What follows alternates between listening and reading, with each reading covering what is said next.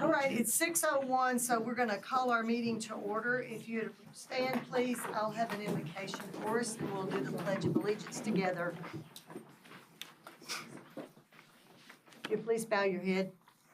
Lord, we thank you for this day. We thank you for bringing us here healthy and safe. And Lord, I pray that you would be with us as we look at our district and our issues that are before us tonight on our agenda. I pray, Lord, that we will be mindful that each thing that we talk about represents families and lives and teachers. And Lord, that we would be sensitive and we would make good decisions and wise choices for our children, always having them first in our mind. I pray that you would go with us, that we would have clarity of thought and understanding, that we would be patient with each other, and Lord, that even when we don't agree, we would be agreeable. In Jesus' name, amen. Amen. I pledge allegiance to the flag of the United States of America and to the republic for which it stands, one nation, under God, indivisible, with liberty and justice for all. Honor the Texas flag. I pledge allegiance to thee, Texas, one state, under God, one and indivisible. Thank you. You may be seated.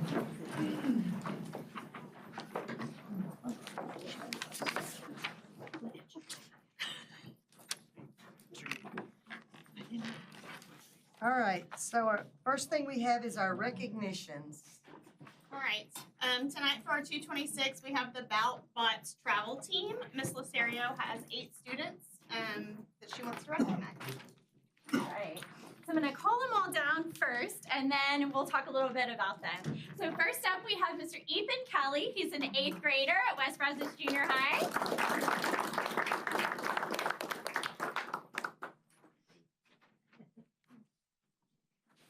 We have Boyd Hill, who is also an 8th grader.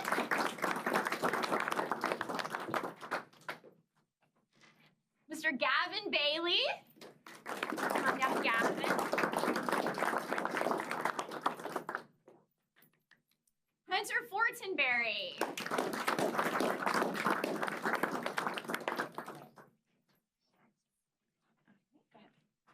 Connor Goodman.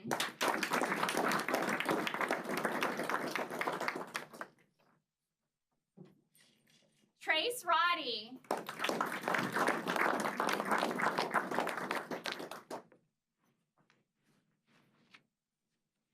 And Spencer Eulenfield.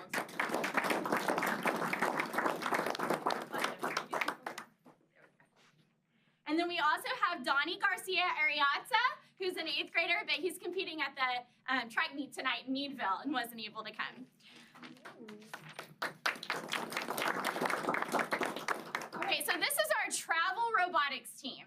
These are the students who have created this awesome robot over here. This has been a 2-year process, and so it's grown bigger and better each competition.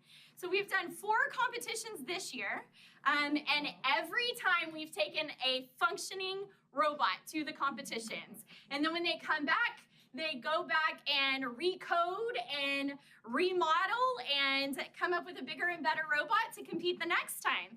So they're learning additional coding. They code all of the programming, and they stay after school.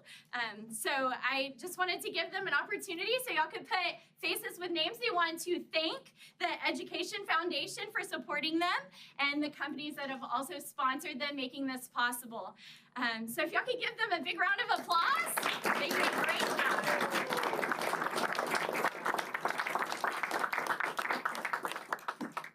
Also have Miss Phillips, who does all the paperwork and planning and things, and Mr. Weishite, who is the mastermind behind the coding and the robots. So we appreciate Miss Phillips.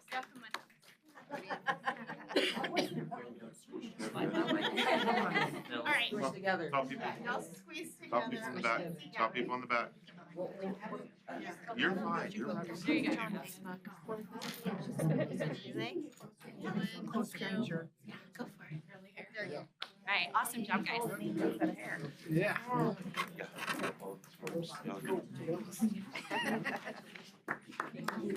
Thank you.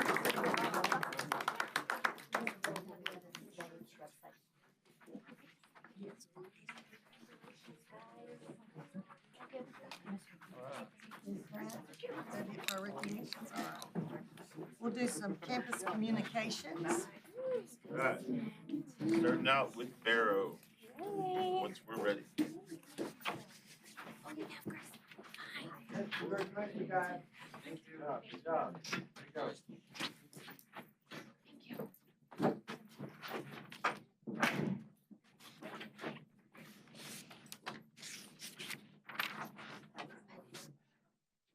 Hey, no charge, Steph. I'm not gonna charge you. I promise they can hear me. I'm ready. Ready. I tried to put the fun things in here, but our student council sponsored a day full of fun for our 100th day of school. We had a nursing home activity schedule all day. We played bingo at 9 a.m. Well, we really started at 8 a.m. with 5th grade, so we had 4 rounds of bingo with each grade level. And then that afternoon, we had a senior prom, and they were all encouraged to dress in their, old people attire. Some chose to be fancy, some chose to be comfy, but all in all, it was a great time. And the kids in Stuco were the minds behind it all. Next is our students that participated in UIL this year, and I have to say this is the most awards we have ever won. We had 21 awards won over the 3 different competitions: academics, speaking, and writing, and that is 2nd through 5th graders. So I just wanted to highlight them. The next one is just the writing. You see a lot of faces in each one of them, some of the same faces because they participate in multiple events. The kids really got into it this year. We practiced every Friday during the school day, and so they felt confident going into competition this year rather than, not prepared. So that was super exciting for them, and I love to see their faces whenever they found out that they had won. And then we celebrated Valentine's Day in elementary school. That is a big thing, but they're more worried about spending time with their friends. So we had our Valentine's Day little celebration during Fun Friday this past Friday. So just to highlight that. Yeah. I gave everybody this sheet. This is the results for the shooting team. And so if you want to take a look at that, they did a great job. The young man on the left, Hagen Weber, who's a freshman, he capped out his college scholarships at San Antonio already as a freshman. It was $20,000. It's the most he can get. He was runner-up HOA, which is highest overall achievement. He got the scholarship because the person who was first overall had already capped out on their scholarship. But along with that, he got $1,000 cash, 4 belt buckles, and 5 boxes of ammo worth $425. The young man on the right is Reagan Henry, who also did an amazing job. He earned $2,000 and 12 boxes of ammo with his results. And you can see the rest of the team just had a great outing in San Antonio. They built on their last outing, and they're hoping to continue to build when they go on to their next outing. So wanted to share those results with you. There's a lot of good results. I didn't want to have to read them all for you, but that's the team that went and competed and did a great job. I'm going to let Ms. Bailey talk about this next slide. You see her in the picture. She's the one that coordinates this, so I'm going to let her talk a little bit.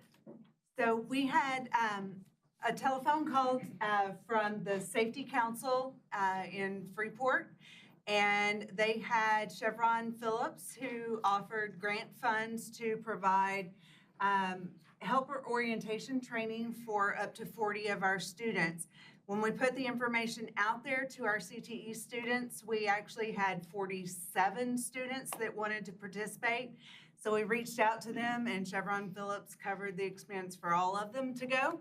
And so we had 47 students that were able to complete the helper orientation certification, which means that they actually get their badge and their credential that qualifies them to be a helper, a construction helper in the plants, and it gets them their badge, their credential to get into the plants. And that also opens them up to complete other safety orientations through the Brazos Port Safety Council. And so it was a really nice perk for us. So was that the same thing as last year? It wasn't? We did have some that participated in that last year. No, he's talking about the PCBC signing part of it. That's coming up this next month.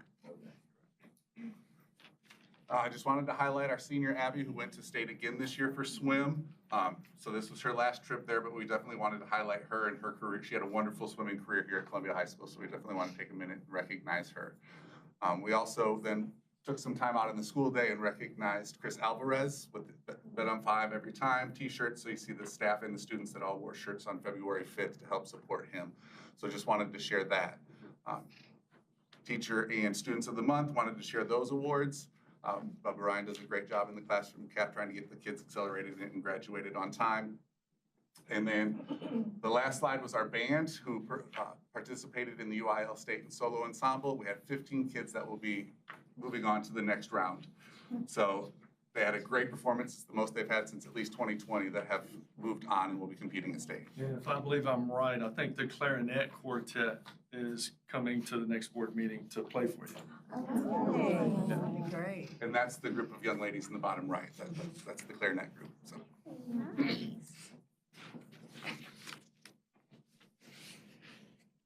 All right, so I just wanted to kind of showcase what a classroom looks like at West Brazos Junior High. You see lots of collaborative work, teachers engaging with students. We had the 7 steps to a language-rich interactive classroom, professional development as leaders over the summer. And then at the beginning of the year, we did it with all of our core teachers. And then we were lucky enough to have them come back and do the training with all of our staff yesterday. And so we've been using this information to build more engaging classrooms. And yesterday kind of brought it full circle on the why of why we're looking for these. So the first slide was the classrooms. This is our teachers doing exactly the same things where they're interacting with each other, lots of smiles and engagement and sheltered instruction to help all of our students with academic vocabulary. We had our Valentine's Dance royalty. We had our Valentine's Dance on Valentine's Day, and they vote for their royalty for each of their class. So you see here our 8th grade, our 6th grade, and our 7th grade. And then we wanted to give a big shout out to Miss Morris. It is scheduling season, and so it was also Counselor's Appreciation. She meets with groups of students every week, just trying to determine what they want to be when they grow up, what different pathways they can take. And it's also time next week to start going down to the 5th grade and talking to them and having those parent meetings. So it's definitely time to prep for next year. And our coffee cart has partnered with the Thrive Room, and they have added things to their order. And so you see kolaches now, and they always bring smiles. And they have added in the delivery with the newspapers. And so it's great to see them coming around and doing their sales pitches and all of the things. So. Coding and animation in the Principles of Technology. You see these students are adding in the coding and coming up with their own animations based on the input. Mr. Weishad's done a great job with expanding that learning with technology through our CTE. So wanted to give those kids a shout out. All right, West Columbia, once again, we were privileged, thanks to St. Mary's Episcopal Church and the Kitty Nash Foundation, to send 2 different groups these past 2 weeks to Camp Allen, once again in Navasota. We had nearly 90 students attend and have the absolute time of their lives. You can see on the next slide just a sampling of some of the things that they get to do. I just can't emphasize enough how much this is really an educational experience for them, learning archery, orienteering, going on Texas history walks, learning about famous Texans and so on. Again, it's just an experience that is unparalleled, and we're so grateful and fortunate that we're able to do that again this year, thanks to St. Mary's.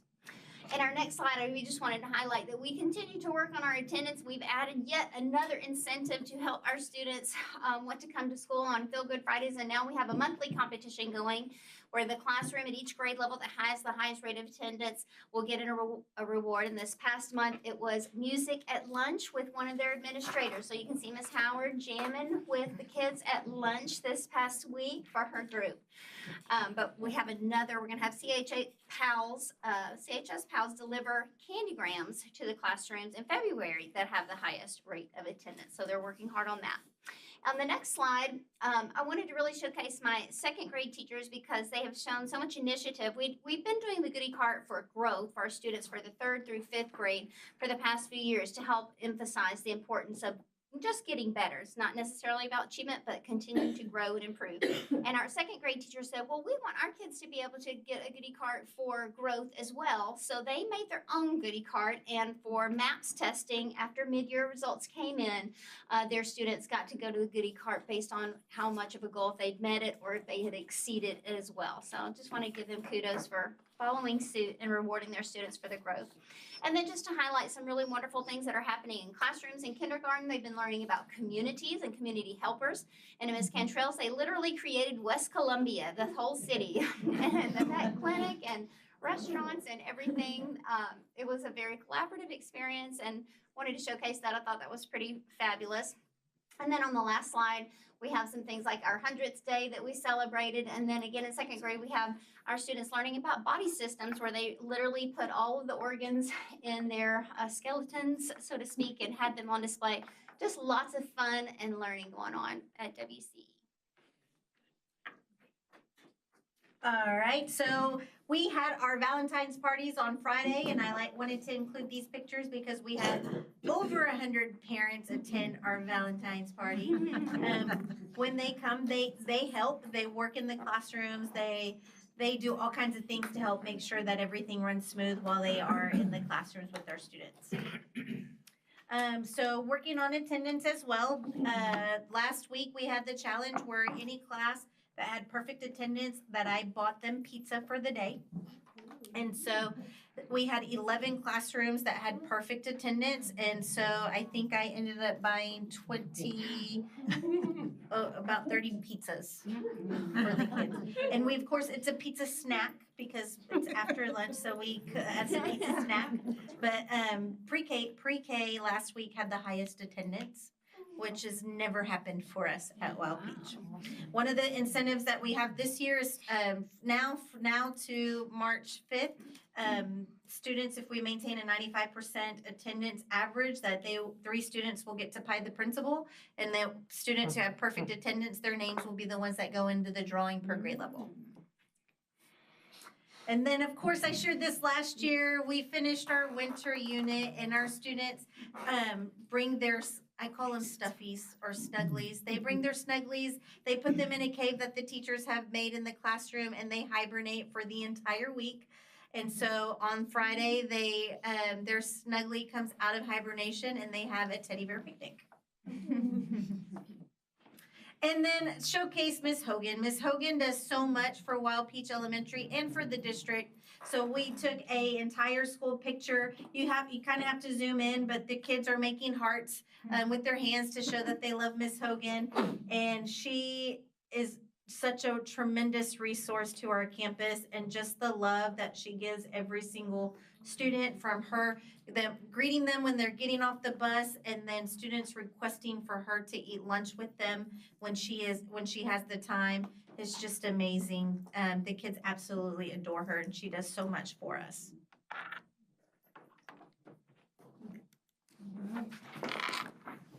Thank y'all. It's always fun to see what's going on in your campus. We appreciate y'all taking the time to put that together. I understand we do have a citizen to be I heard. Can I think get that the name? Chief, did they withdraw their request? Yes, sir. Oh, okay, all right. No citizens to be heard, so we'll start with our business items and reports. We have the maintenance report. Mr. Williams is not here tonight. I was gonna call him Mr. Justin, but I think it's not. Justin's not here tonight. He got a call today. He's having a state pesticide application permit visit. And so they're sitting in office going through all of his records at the moment. So he's not here. Maintenance-wise, I don't think we really have anything new for you, unless you've got any specific questions. I think everything's. No, I think last time he said the water well was going good, and I think it's in, right? Correct? Yeah. I know the pipe's in. Yeah. And I was gonna say the pipe's in, but I think we went, if I remember, it was 600 feet I think We had to go deeper than what. Yeah. 550 or 590 and 605. And I can't remember, after the freeze, we did a transformer on the pole blew, and it blew the current pump. And so we were able to get Felder out, and it was 200 feet down. Yeah, on a holiday. On a holiday, they came and did it, and they stayed late, got it done so that we could have school the next day. So we did have to replace that, but given the fact that it's gonna service, we're gonna keep it in service as a backup to the campus and also service the new, I've been asked to call it agriculture instructional facility. Because they're like, a barn don't sound good enough. We've been wanting this for too long, we'll call it a barn. So agriculture instructional facility, I said, that's a big sign now. But anyway, I think, that'll be nice for that. All right, safety and security. So in board book, so this month we're doing the West Brazos Junior High 2023 to 26 Safety and Security Audit Report. That's in there in board book. I believe this one's only 80-something pages long as opposed to the high school. So it's there for you to read. There is some confidential information regarding safety, so I'm not going to go through all of it, but I'm just going to touch on some things. So a safety and security audit of West Brazos Junior High was conducted January and February of 2026 by the members of the audit team that are listed on the cover of this document. During the entrance conference was the opportunity we get to interview the administrators. They were asked what is the most in their opinion, what is the most pressing safety need at this facility, and they felt like strengthening communication protocols with stakeholders was the biggest need. And they're going to continue to work to prioritize communication through ThrillShare software, training on reporting procedures, and recognizing credible threats versus rumors, which tends to be a thing that happens quite a bit on there. What safety activities do you do best? Implementing consistent daily routines, such as door checks, staff positioning, and building relationships. Safety topics that are most important for staff development, continued training in standard response protocols, mental health crisis recognition and intervention, and procedures for students with disabilities during emergency situations.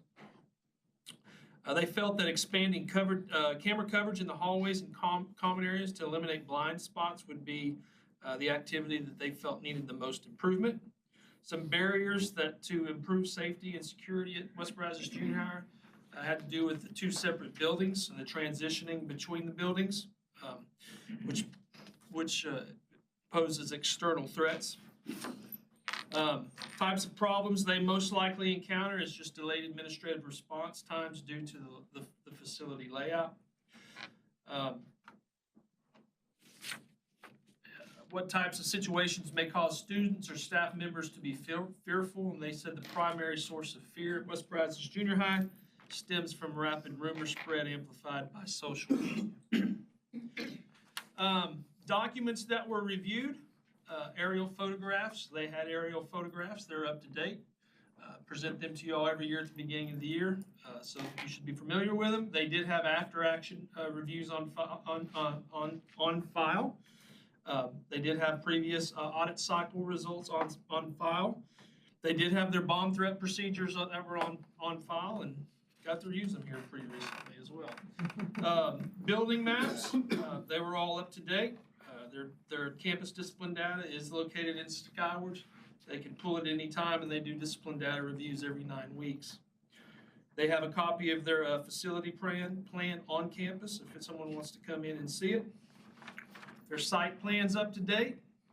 Their behavioral threat assessment team is certified, and they do input their data into Sentinel as required by state law. They do have emergency response plans available on campus as well as go kits in the event of reunification. The emergency operation plan is located on campus and online. Their drill document was reviewed. They do need to make up a shelter in place from the first semester. Just other things. Everything else was pretty much on task and positive. Staff and student ID policy, staffs are required to carry IDs, students' IDs are not required. They did say that in the event, they had a plan in the event of, for reunification, they will use e-hall pass for students that were not in the room, because they require them to use e-hall pass. Everything else was okay. You'll see the on-site observations. If you read through those are just findings as we walked around and looked at different facilities. Things that we have to identify and talk about. There's quite a few of them there. I'm not going to go into detail. After that is just a summation of surveys and interviews. The full surveys and interviews are located at the back of that package. If you'd like to go through and look at all the findings, how they played out, the open-ended responses, those are always fun to read. Just to see staff survey results. Out of the staff survey, 32 members of the staff responded. There's some data there, just a summarization. I didn't put the number of students that responded. I don't remember what it was off the top of my head. You remember, Lee, off the top of your head? I don't off the top. 71 parents responded to the parent survey. Listed commendations, intruder assessment, they have always been on task, or with the TDA intruder. They have not had theirs this year, but the last one was done last March, and every year subsequent to that, they have been on task. They're great. Everything that I asked for when I went to meet with them, they had copies of and were prepared. It was very evident that safety is important on their campus. Their on-site observations, number one was just the campus culture. It's good to see people out conversing with kids, having conversations. Kids were smiling. And I guarantee it wasn't because I was there. So you had to think that good things were going on. There was some interviews of the office staff, nursing staff, counseling staff. Those have also been included on the back if you'd like to look over those. At the end of the day, we come up with our list of recommendations. The list of recommendations on the last page, summary based on the recommendations listed above. I'm sorry, not the recommendations, but the list of recommendations. Number one, main entrance and security gate. Don't know what the solution is to that, but the fact that it is an external threat is a concern for them. Number two, update and repost evacuation routes. There were some areas where they weren't posted. Camera access in the pods because of the blind spots, come to find out. Or they let it be known that they did not have camera access for the car rider lines in the parking lot or for the bus lane. The bullhorns and the main gym and the auxiliary gym are not functioning. That information has been relayed to Josh and will be, he's already got them coming out to look at it. Students and staff required to wear identification, parking tags to identify staff vehicles, formation of campus safety council with student representation. That way the students have an opportunity to provide feedback for their safety needs. Athletic gate near the back of the gym that stays open from time to time so athletes can transition from the back of the field house to the back gym. That gate needs to be locked.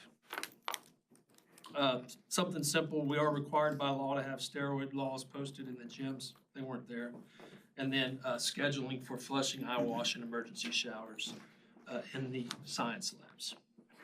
And that's all I have. If you have any questions, I'll be happy to try to answer any of them for you. If not, next week we'll plan on doing Arrow's report for y'all. I have one question. Is not all staff trained in CPR? No, Okay. not all staff are trained. They're trained in stop the bleed, but not CPR. They're not all trained on the AED machine either. Not all of them, no. Isn't there something coming up for students to be able to do stop the bleed now? 7 through 12, optional training required. We're required by the state to offer it to students in 7 through 12. So I believe junior high today sent the notification out to parents. So what teachers, how do you get chosen to do CPR?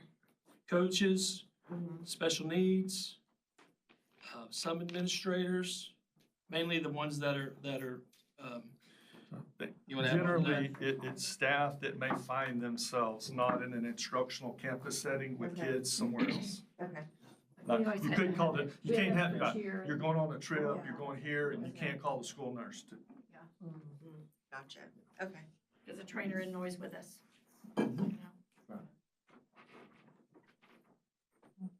Any other questions? Yeah, so on the, all the communication equipment as far as on all campuses, does it get tested weekly? Like, It doesn't get tested weekly, no. you know, It's up to the administrators. So, for example, we had them come out, we had a company, this has been an ongoing, and at the beginning of the year, things were working. Since then, the bullhorns in the main gym haven't been working. However, when I asked, there hadn't been a tech request put in, meaning technology was not aware that they were down. So, is that something we ought to implement, testing safety systems? well, that's a campus decision. The Campus campuses should be the one checking that to make sure that it's, So what happens is, let's just say most of the time it's the announcements. Mm. Hopefully, everybody's in the classroom That- and nobody's in that common area, right? And so sometimes it's kind of hard to know when it's not working, right? But the fact of the matter is we do this to catch those things. the idea, I mean, well, finding the something idea wrong's about, not a problem. the idea of it is Yeah. just like anything else. Yeah. There's classrooms in that gym. There's people in there when they know there should be bells and announcements. Teachers are required or supposed to report that information if it's not working. When it's reported, then a tech request goes in and then it gets fixed. And then if it's not fixed in a timely manner, they get a hold of me and then I put the added leverage to get it fixed. And that hasn't happened. So, Until now. which and they're coming out. How many disaster drills do we do a semester or a year? What do we do? We have a Some of set schedule. that. Set schedule? To give it to you off the top of my head, I can't Oh, no, do I that. just But didn't know it's how many gonna have times. fire We drills, do four, instructed drills. by law, we're required 4 fire drills. Help me out, principals. 2. Fire drill for every month that we're in school, more than half of the month. That's changed. It's Oh, 4. well, State we do law it is still. 4. Lockdowns, 2 Yeah. shelter in Yeah, place, 2 of a everything. lockout, and a secure lockout. Plenty. So let me take you back to last month when Mr. Miller did the high school one. Sir. One of the things you heard was, much like we practiced a couple of weeks ago when we did have the call-in bomb threat, is that at some given time, we need to be able to, our CBISD police need to be able to communicate countywide with all other agencies, okay? So when doing this report, one of the things that we found was that in the new buildings construction, if you're in the hallway, they have limited, sometimes it works, sometimes it doesn't, meaning coverage. And so when they come out to test, it was spotty there. If you get out of the hallway and you go into a classroom, it's better, right? And of course, it's outside. So what had happened is we do have an area we know that's limited, right? So one of the things that we need to know is that something you want us to fix, right? So, let's just say it's 100 feet wide, right? The hallway, the building, the whole campus, the wing is 100 feet wide. You've got 40 feet of classroom, 40 feet of classroom, and then 15 feet of hallway. So it's not like you can't do something to communicate. But there is one situation, which could be an active shooter situation, where everybody's locked down, doors are closed, barricaded. You could have a law enforcement official in a hallway that could have spotty communication, and I think we all agree that's a bad thing. That's bad. Okay. So, given that, the fix is $87,000. And what it involves is interior antennas in the building that it'd be 2 on the top floor, 2 on the bottom floor, and there'll be a roof penetration with a main antenna on top of the building. So that's what it takes to fix this. Again, this is it's a safety requirement. You want to have it when it's a known safety requirement.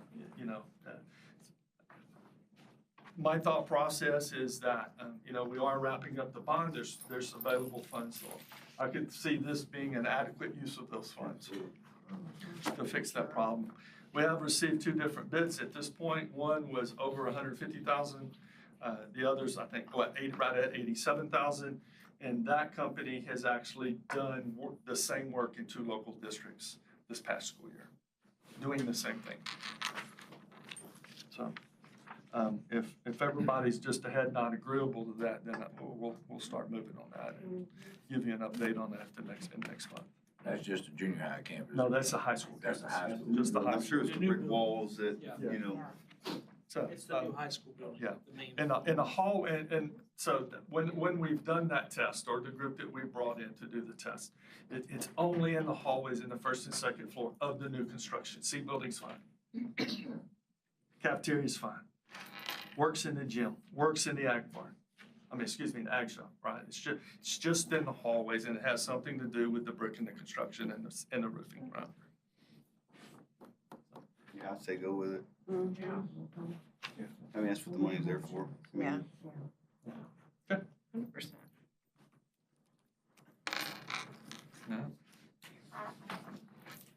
Mr. Miller, instructional report. Instructional report, last month or the month before, we gave a little update on our TIA, which is our teacher incentive allotment. We kind of laid the plan out there and told you what might kind of happen. And so tonight, Jennifer's going to tell you what is going to happen. So you do have a handout in your maroon folder. It looks like this, says TIA update on it. Has a maroon band at the top.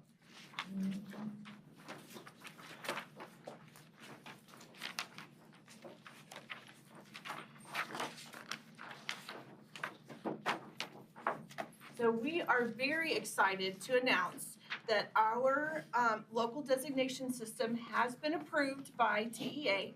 So we, all of our data looks good and our validation worked out and the statistics looked great, and so they have blessed our system. We have a couple of next steps, but we are in celebration mode over that. We're so excited. We did put forth 13 teachers to receive a designation, but there are a couple of steps yet to happen. Before we go too far, just so everybody knows, these names are double secret right now. Okay, we will be releasing those names to the administrators at our admin council on Thursday. Okay, so just so nobody blurts a name out while we're here. Because the teachers don't know. Okay. So the last part of the whole designation process is the last Friday in February is our class winter roster snapshot. Those teachers that are reported on the class winter roster that are still employed with us will be eligible for their TIA designation this year. So on the list of teachers that we put forth, there's one last step that has to be done, and that's TEA verifying their eligibility, that they're still employed with us, and verifying which campus they're employed at, because those, the amounts are different based on campus ECODIS numbers, basically. So, we have put all our things in place. We're verifying our PEIM submission. It is due March 26th. That will go to the state. So in early April, we will get the official notification from TEA that yes, these teachers will indeed be generating an allotment for you. And how much? And how much, yes. So we are just over the moon that we are going to have some teachers be able to have that opportunity. And we are already hard at work on revising and adding people for next year. So. Good news. All right, is that it for the instructional report? Anything else? All right, financial report. Okay, y'all should have three different. Yeah, in your maroon folder, you have two separate packets. One at the top is the CBISD 25-26 budget, and behind it, a 26-27 budget. And then you have a second packet that has the same things, 25, 26, 26, 27. And so just on our regular monthly statement, we're at 58% through the year. We're looking at our expenditures being about 53%, so we're about 5% under budget there. But on what I did on the 25, 26, I kind of gave y'all the same package you would get when we were getting ready to approve the budget. And this has just been updated. All the green numbers have been updated to show you where we're at on these numbers, and those are ones that have increased. The state funds increased due to our attendance being, our attendance was projected at 2,600, but we're, I think the last numbers I looked at, total for the year were like 2,680. So you used the third 6 weeks. So that, we're at 2,704 right now, taking all 3 6-week submissions. And so what you've done is you've used the last 6 weeks, what we heard. The 2,680. Right. Is what. So we're still a little bit higher than that, but you're still being conservative. That's a good thing. Good, Yeah. Anyway, so on the miscellaneous revenue, so including that's the 313, plus we also had received some Texas, New Mexico rebates that we had not been expecting. So that was increased. Our building rental was at 20,000, and so far this year we've already done 37,000. And so I just kind of updated mostly just in the general fund, the 199, just to kind of show you where we were at. I highlighted the gate receipts on athletics. It's trending a little down from what this number is, but we still have a lot of sporting events to happen, but we're running about 10,000 lower than we were this same time if last you year. remember that we played 7 home football games last year. Yes. And this year we played 4 with 1 real low attendance based on the people we played, yeah. So you budgeted the 199 and then, It is coming in, it's a little lower Okay, than so- it was. all right. But all the rest of them are significantly higher that totally make up that difference. And then if you look on the second page, these are our expenditures, and these are actual budget numbers, what we budgeted. We're not over budget in any fund or function. And we pretty much have all of our encumbrances in there till the end of the year, the most significant ones. And so what I did on function 81, if y'all remember, I put all of our excess additional funds to make us have a balanced budget. Last year I put it in there, and so I just kind of took it out to show you that bottom number, the 1.6 million. That includes our additional like attendance that we're getting, the disaster pennies that we adopted. That's kind of showing right now what would go into fund balance should our budget stay on track and where we're at. So I kind of moved down there just so you could see what it would be. Because I think the disaster pennies was almost $1 million, and then our attendance increase has been $600,000. So that's kind of, we're to the good about that much, as long as nothing drastic happens. so it is March. So when does the 3 pennies come off? It's coming down. Now? So It's in the payments from TEA. Now, so what I did is if you look at. Oh, June, August, July 1 for us budget year, yes. For our budget year, July 1.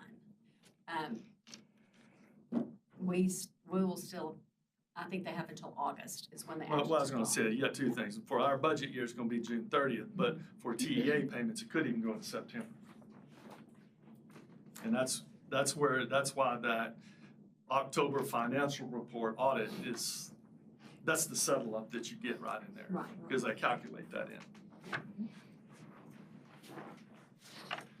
in. And so I also at the same time talked to Mo Casey about the 26, 27 year, just to give us a starting point. This by no means is here's a budget ready to be adopted. It is just using what they have, since we're not in legislative session. I did the projection on 2,680 attendance, since our attendance has been higher this year instead of 2,600. And they projected a slight increase in property value, so you won't see a big decrease in your tax revenue because values will go up, which will help the loss of the pennies that we're not gonna have. And so the 26-27 budget, I just kind of put that on there. I didn't change a lot on the expenses. I rounded up everything. We really haven't gone over budget in maintenance or transportation. The only thing are the buses, and we'll get some of that money back.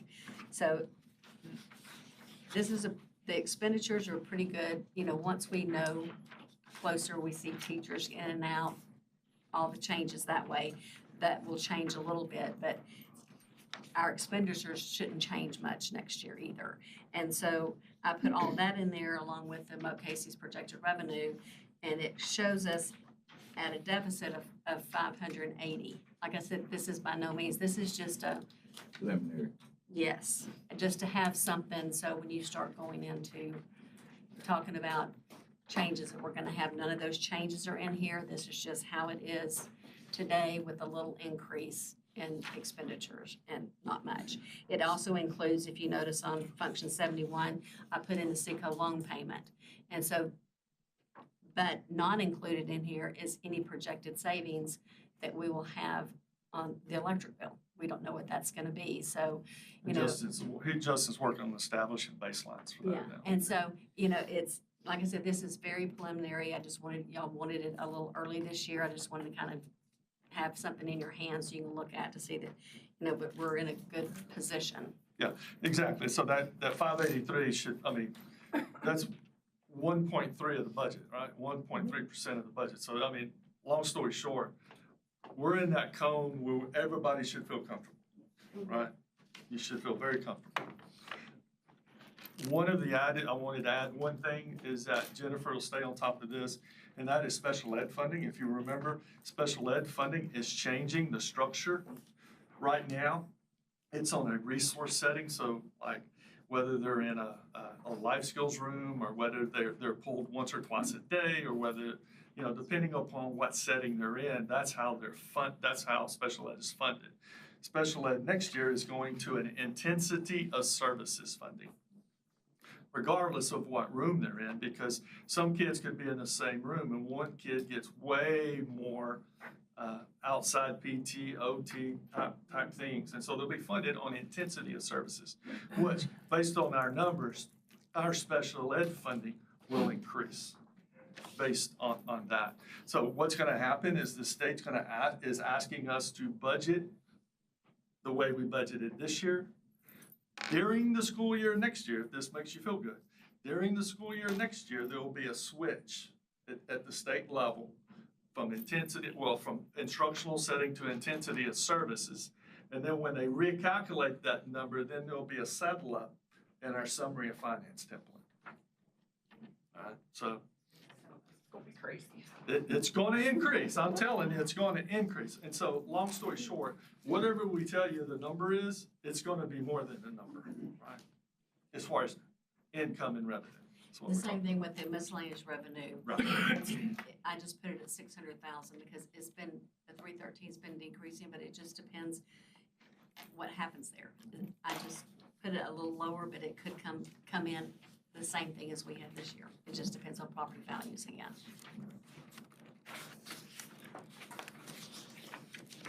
Thank you, Jen. Appreciate that. Look ahead. It's good.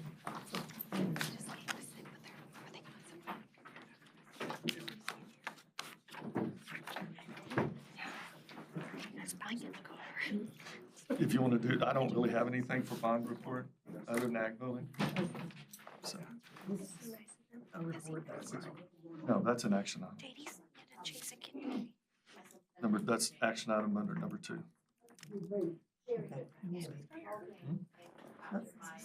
Maybe we should discuss it. You want to go ahead and discuss this insurance? Yeah, let's do that. Okay, you should have another packet that looks paper clipped together, and it starts out with the insurance renewal that we were given by McGriff there last month to look over. And nothing on it has changed. We still have the same renewal options, 1, 2, and 3. But at the end of middle of last week, I got a call from, an email from Insurica, who, it used to be North American, who was our carrier prior to McGriff, just asking how things were going. Could they talk to us about our insurance? And so I had a call with Lauren with Insurica, and we just kind of went over where we were at, where our property values were, the new construction that we've had since they had us at insurance. And she just asked if they were able to get a quote, would I be willing to bring it to the board? And so I kind of sent her over our schedule of values, and they provided, you'll see the second sheet, that they provided us a new quote on it. And so I wanted to present that to you, which also shows 20 million, 25 million, and 30 million worth of coverages, the same as the McGriff. But then they also, if you look down at the deductibles, their deductibles are about half of what McGriff's are. It was 500,000 minimum, theirs is 250,000 minimum. So there's some change in there on just about all of them. The other perils, 25,000 is the same as McGriff's other perils. That's the same, but if you look at the premiums, you can see they're significantly lower. I asked her to send me a copy of the companies where she was able to get bids from. Did I give y'all one of these sheets? Okay, just to show the companies that they quoted it through and got coverage for is Lloyd's of London, which I'm sure y'all have all heard of. All the companies that they provided for us are A to A+ companies, so they're really good insurance companies. And significantly lower in premium. And that's just due to a softening market. They had more companies that have come up this year that want to write insurance and write in Tier 1 and Tier 2. And so I felt like, to be fiscally responsible, I needed to show you the new quote, the difference in the quotes.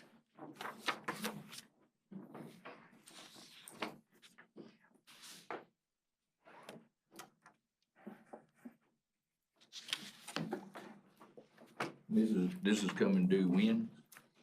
March 1st is our renewal. March 1st. Yes. So we need to do something tonight. Yes, sir. In order to, so we. Yes. Yep.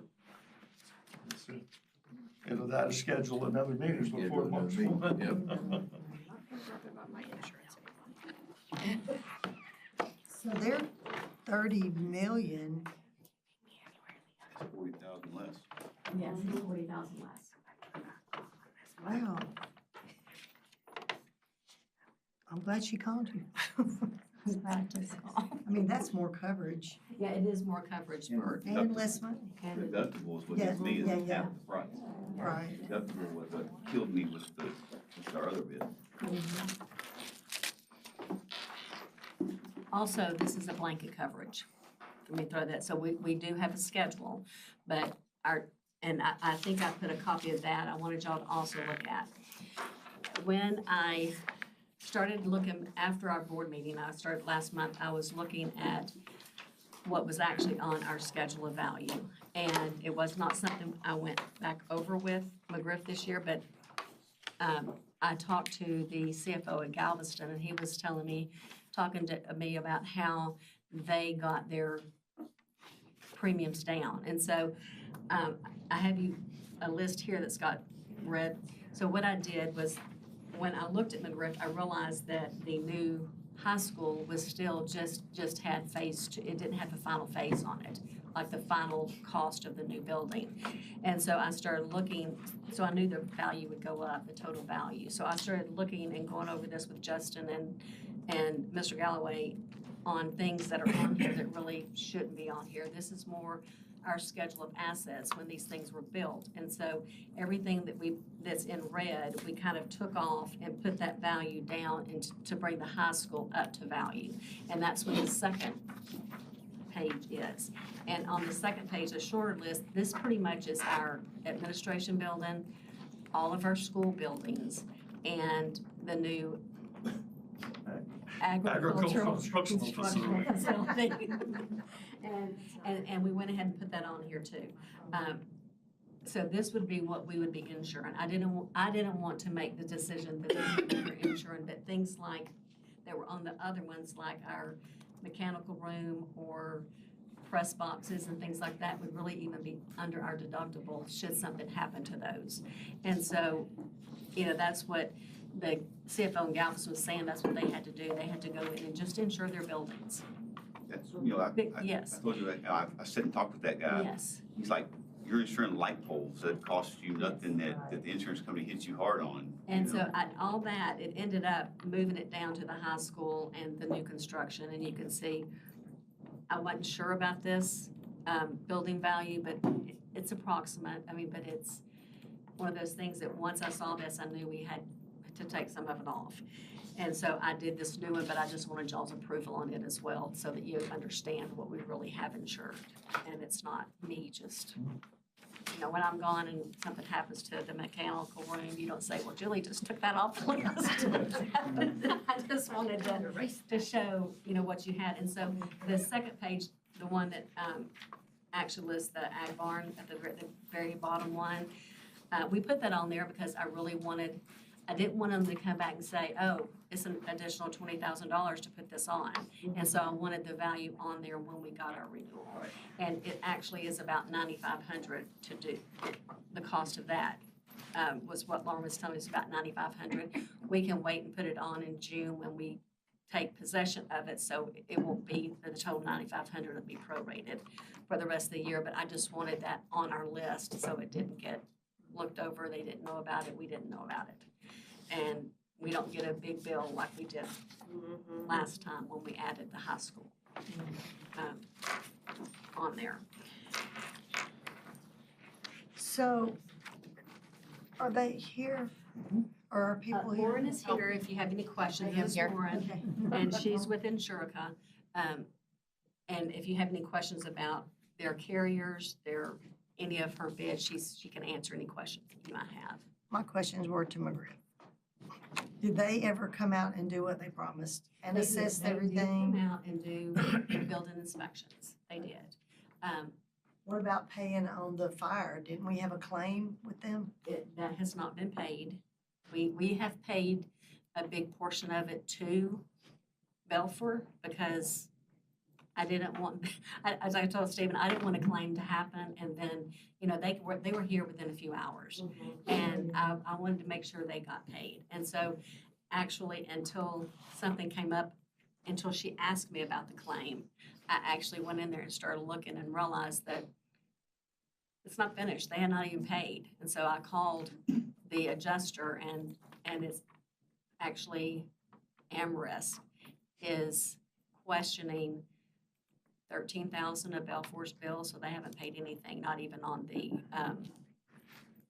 rebuild, has not even been paid. And so I'm waiting to hear back from them about when we will get reimbursed, because we have paid Belfour, it's probably 75% of what we owe them, just because I didn't want us to have another claim and them say, well, we don't want to come out there because y'all don't pay your bill.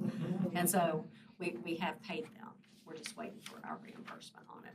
So he's not here to ask if that's customary and usual for it to take that long. I emailed them yesterday to tell them we had got another quote because I wanted them to know it wasn't something we went out looking for. In fact, I even called a risk manager to make sure that we could present this, as far as bid laws or all that. And they said we can because they're through PCAT, which is an interlocal agreement. So we were fine to be able to present their quote. And it was just, it's 40,000 less and you get 20,000 more, 20 million, 10 million more coverage. So, and they also, once if we choose to go with them, they also, they can look at what the cost is, because the difference between the 20 and the 30, you can see that price is about 67. The first 5 million cost about 40 something, and the next 5 million was 20 something. So as you add value, that price is going down to add 5 million more worth of coverage. So it's not something that we can always go back and, because they will come, Insurica will come and they will actually do a valuation on all of our buildings. And so we will have that now. So I'm trying to figure out, is Wild Peach really worth this much? They will tell us. Well, this is what we originally paid for these things to be added. These were added every time something was done. They're added to our list of assets. And so they will actually come out and do a valuation on our building. So we will have, pictures and we'll have values that we know. But the difference in this and McGriff too is McGriff is a value. Whatever's on our list, that's what they will, that's what the coverage is for. With them, it's a blanket coverage. So if one building needs more than the other, it's just moved over and that building is what's covered. So if we had we had a hurricane and Barrow and this school was damaged, then they're not going to say, well, it's just this much for this school and this much for Barrow. It's whatever you need of this total value of whatever you choose for your I did property. not realize that wasn't the way it was in McGriff. Yeah, their original presentation was. I love the blanket idea. I mean, Yeah, I did too. just since our district is so big, even if a tornado or something comes through, it, tears off, Something could happen one place and never touch it. Yeah. Does anybody have any questions for Julie or Miss Lauren in the back? All right, we'll talk about this again in a minute. All right, we'll move to our action items. We need to set a date to canvass the trustee election returns. Correct. We do need, our board meeting is always set for the third Tuesday in May. However, you have to canvass, I think, within 11 days after the vote. And so we actually, if we want to keep it on a Tuesday, we need to move it up a week and do it, and move our May regular meeting to May the 12th. Unless you want to have a special and a regular. So without an election, do we canvass votes that didn't happen? Well, I guess our names will be on the ballot anyway, and you have to verify that, but, yeah. This will be the May meeting. So to do that, now granted, that's one simple thing. I mean, we could have a lunch meeting on May the 12th, get it done and be fine. Or a different date. I was just saying, if you only want to have one meeting, we need to move it up. So we just need to make a decision. What's the latest we can do it, or? The 12th. The 12th, I think it's actually the 13th, but not sure how they count days. I feel safe doing it the 12th, yeah. The 12th. And our meeting's on the 19th, so we have to do it before that. I mean, it's up to everybody. I mean, if the 19th works better for everybody else, I don't mind doing a quick lunch meeting. To run up here and do that, that's not a problem. I mean, we need, 4 people? So if we want to keep the meeting the way it is, I don't care if we do a special. Well, we could, I mean, yeah. Given, they say that you're supposed to do them board meetings outside of work hours, but you're not taking any action on anything. It's there's not money involved, I think you would be fine doing that. And we could just do 4 o'clock or whatever. Yeah, and that's fine too. We could even do 4 o'clock. Just do 4 o'clock if 4 people could make it in canvas election. And then you could keep the 19th as a regular meeting. Just y'all's choice. You can do noon, I'm better. 4 o'clock, I'm not. Okay. I'd be out at 4 o'clock on Tuesdays. I can't make it on a Tuesday at 4. I mean, even if it was like Monday. I can do Monday at 4. Do the 10th? Yeah, I mean, 11. I'm pretty open. I mean, just flexible. So did we rule out lunch at noon? Monday, I can do any time. Tuesdays is my designated office day, so it's hard for me to get out. Monday's the 11th. Maggie, could you do lunch on the Monday, or can you not leave it? No, I can do anything except on a Tuesday. It's hard for me to leave at lunch because I have as to long go as back. we're good doing it at lunchtime, then I think we've done it before. I think like that. We have. Yeah. We have. You want to do like a lunch meeting on the 11th, Monday the 11th? Will somebody make a motion to I'll make a motion set the date? for May 11th at.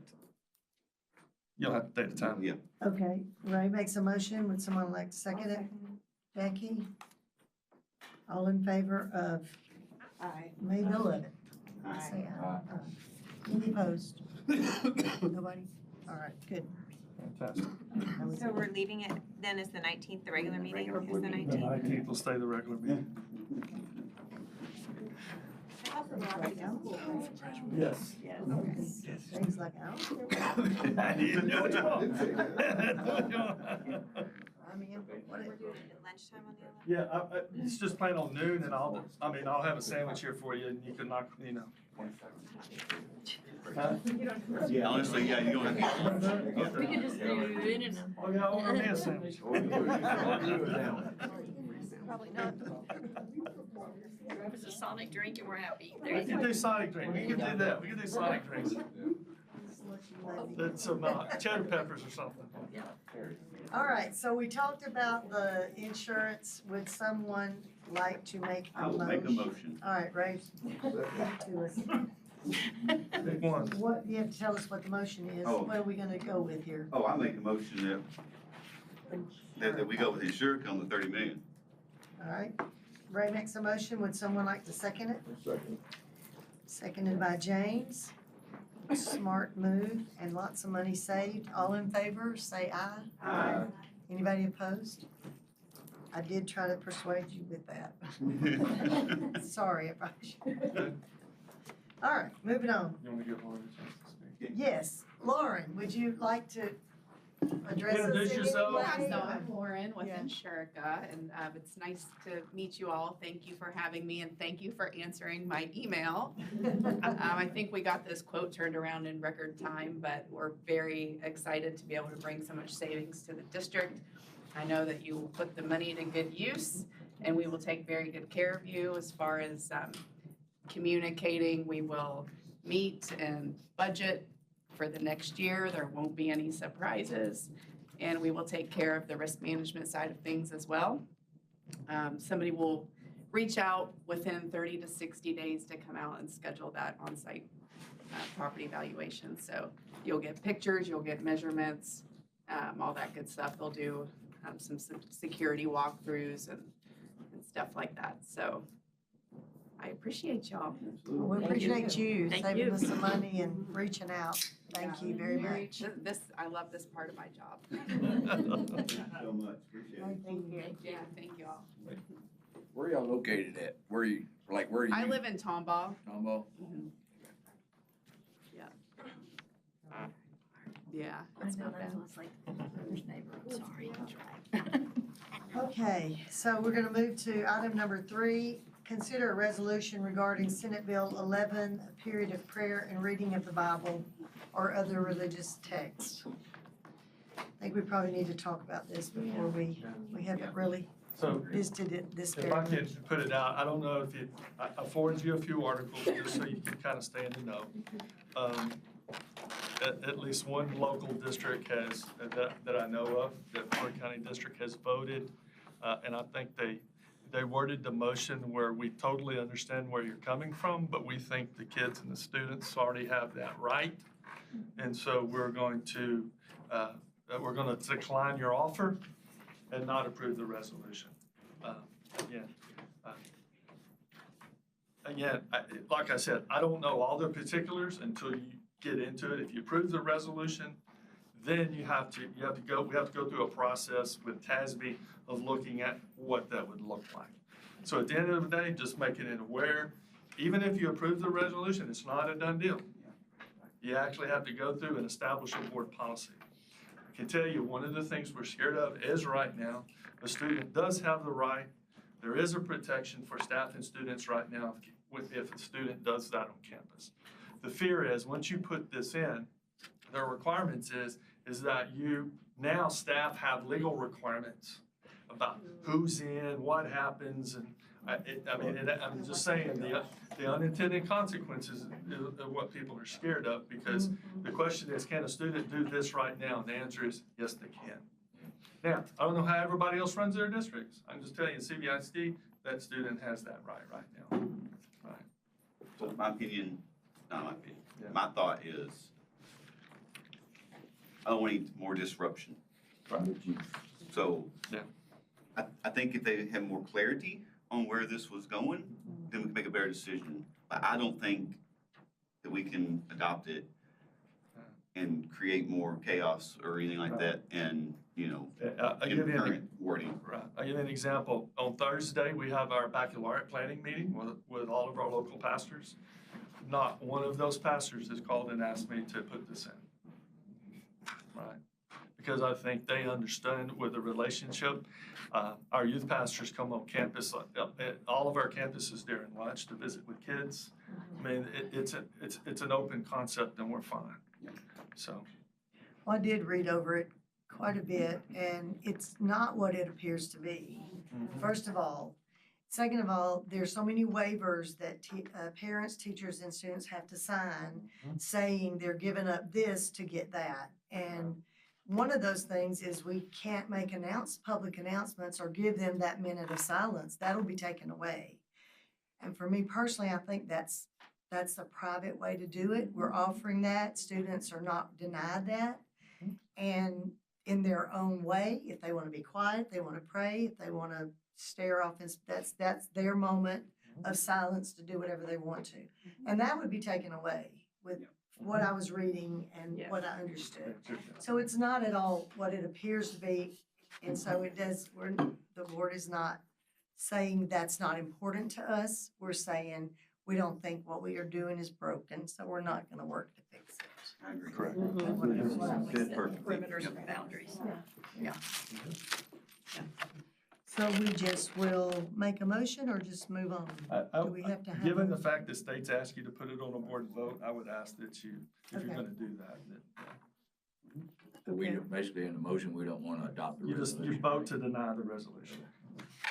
Okay. Madam President, I move that we do not adopt the resolution of SB 11. I have a motion by Greg, I'll a second by Ray. All in favor to not adopt the resolution of SB 11, say aye. Aye. You ready, please? That's unanimous. Okay, so we have our District of Innovation and Board Teacher Certification Plan. Want to go over that with us? Yeah, again, Cody, can you pull that up in the document? And of course, Wendy's here, she can talk to you about it. What we did is, if you remember, we just went back into our DOI plan and added some language that says that between now and the 29-30 school year, we will be fully compliant in the DOIs in what's called the foundation curriculum, which was kindergarten through 12th grade, math, science, English, and social studies, right? You can still have DOIs in the other subjects outside of that, like welding and business and so forth. But we will work, things that we're gonna do, we're gonna leave a general posting. If we have elementary teachers that are in this foundation subjects DOI, we're gonna leave an elementary posting up, static. Same thing at the secondary level, meaning we're always looking for new applicants that might fill that need, right? And so all of our DOIs in that process, we're gonna work with them to get them certified through a process, and we're gonna try to get that number lower every year. As an example, those DOIs already know they're on quote, like a probationary, they're on a non-chapter 21 contract, meaning they don't have all the appellate rights. They know that we may take action at contract time.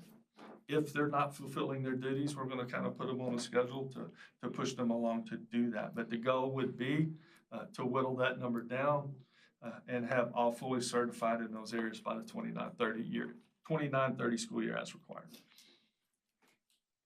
How much does the testing cost? Is each subject matter different or is it all pretty blanket It's across? different. Some subjects, like if you want to do EC through 6, you have to take 3 different tests. So each test is.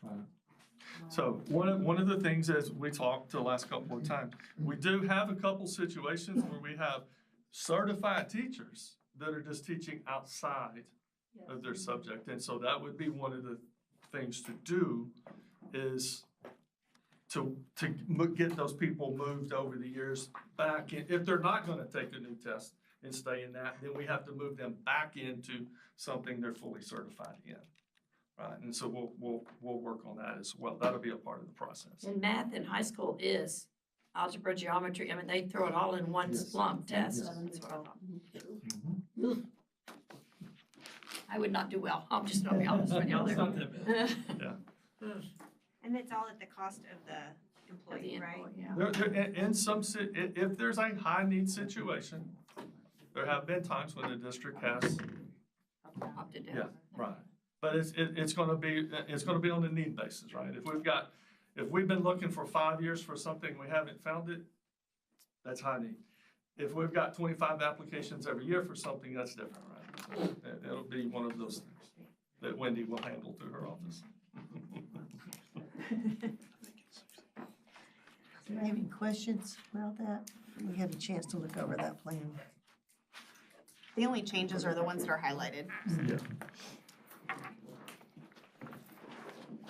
And so part of this process is, it's more or less you just approving a plan. You're just saying you know about it, is really what you're doing. And then Wendy, if this is approved, then Wendy will go in to TEA and make the notifications to TEA. And so what will happen is that eventually, if it's approved, we'll have, on our webpage, we'll have to put that we have a plan approved of, that by 29/30, we're gonna take care of this, and it has to be, it's kind of like our DOI plan, it has to be posted and active on the website. So do the board minutes from. Right, and the board minutes of when if you approved it. And so when it hits 29/30, will there be such a thing as DOI anymore? Yes. Okay, but not within the Unless, I confines say this, of, as of right now, there'll still be DOIs, but like right now, our DOI plan, it doesn't include federal certifications like special ed, bilingual, we can't DOI into those areas, it doesn't cover that. So what'll happen is by 29/30, it'll just encompass math, science, English, and social studies as well.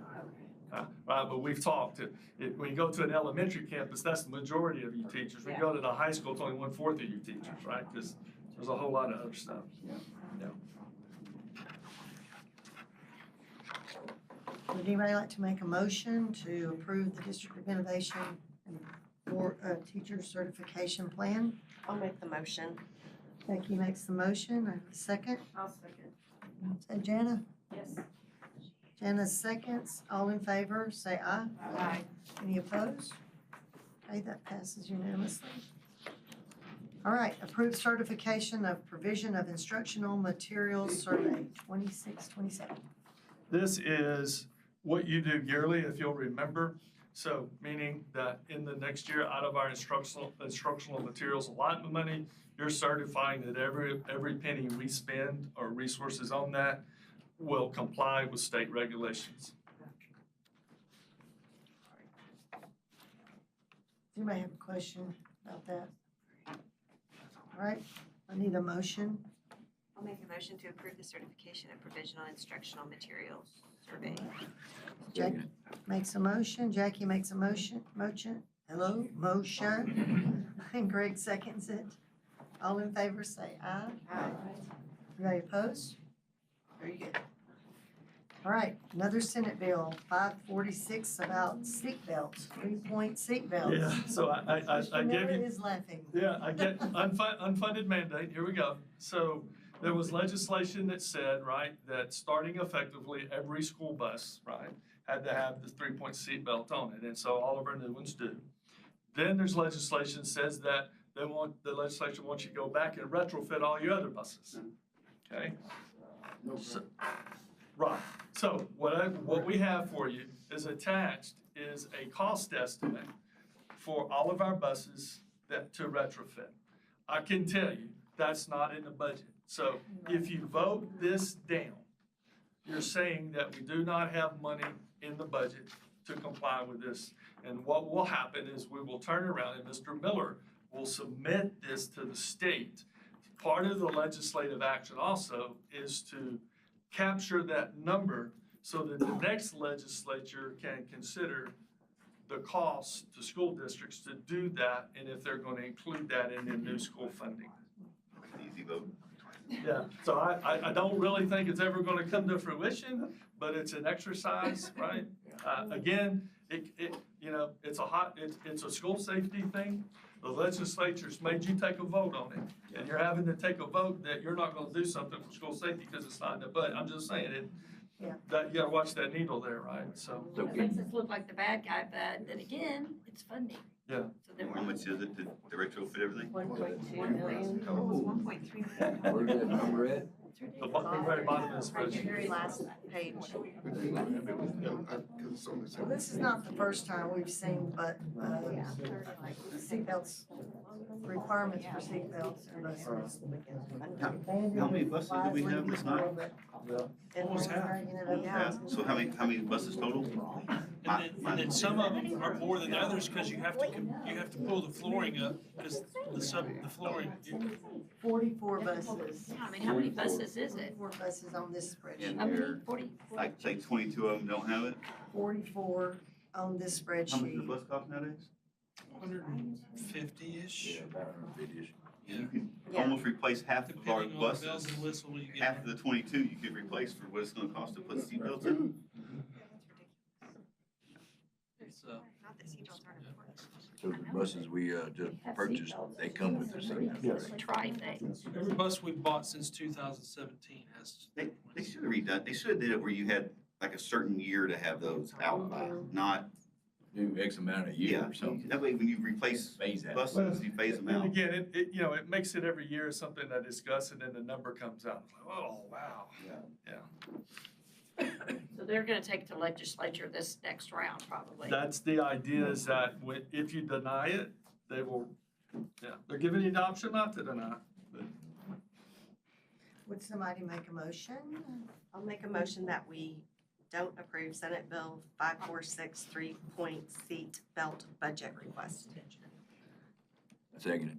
All right, Becky makes a motion and Greg seconds it. All in favor, say aye. Aye. Say, no, I'm just kidding.